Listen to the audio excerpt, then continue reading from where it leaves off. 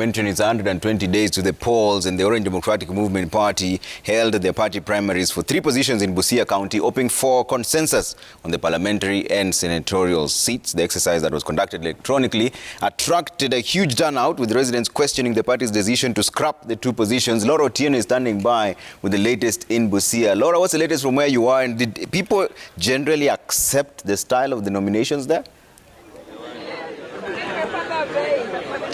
Well, Trevor, the exercise has been largely peaceful, and where we are right now is the Agricultural Training Institute in Busia, where is the overall tallying center. And as you can see, it's a swarm of activity because just about 10 minutes after the heavy downpour that had pounded this area for the better part of the evening, party supporters and the different agents swarmed this place, all of them waiting for the results of that particular exercise. And as you have rightly mentioned, the exercise was conducted on 3 positions.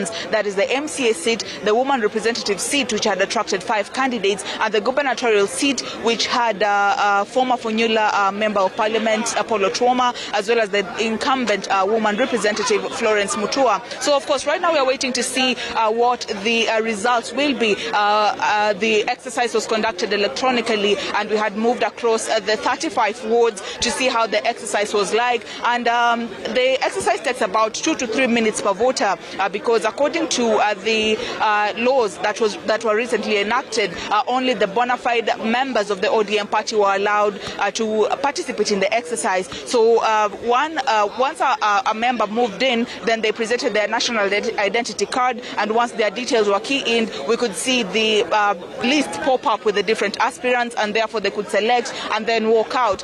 We are told that the exercise was concluded as late as 6 p.m. across various polling stations because the National Elections Board decided to basically stretch the deadline owing to the late kick-off time of that exercise. We understand that some of the electronic gadgets had failed at some point in the morning, and therefore some stations began the exercise at about between 9 a.m. to 11 a.m. So right now the results are streaming in from the different polling centers, and we are waiting to see who will be declared winner. And of course, the bigger conversation is to see how the ODM party will be navigating the issue of the parliamentary and senatorial seats, because we are told that as of yesterday evening, the party sent out an invite to the different aspirants in those 2 positions and asked them to meet in Nairobi. So of course we'll be waiting to see what the conclusion would be, and which method they will decide to put forth in terms of deciding who carries the ODM flag on those 2 seats. But as of tonight, we should know